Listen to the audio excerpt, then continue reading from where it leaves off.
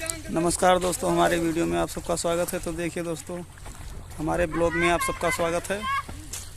तो देखिए वहाँ लड़के कुछ तालाब में नहा रहे हैं और ये तालाब बहुत ही गहरा है। आइए दिखाते हैं। देखिए बहुत गहरा तालाब है और वो बच्चे सब नहा रहे हैं। वो देखिए ये तालाब नहीं है, ये खंती है, मतलब सड़क किनारे का पुल का।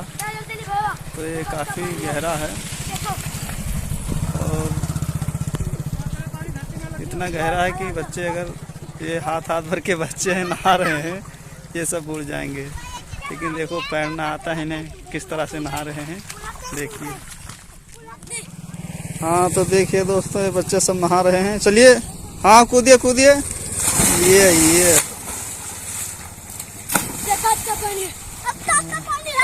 देखो, हाँ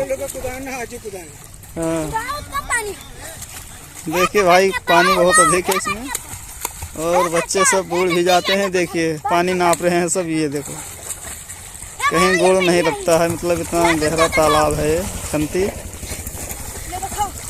ए उल्टा पैरो उल्टा। हाँ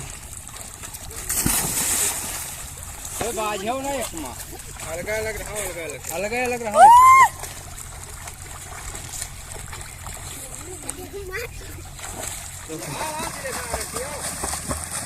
बड़े छोटे छोटे बच्चे भैया। ये देखो,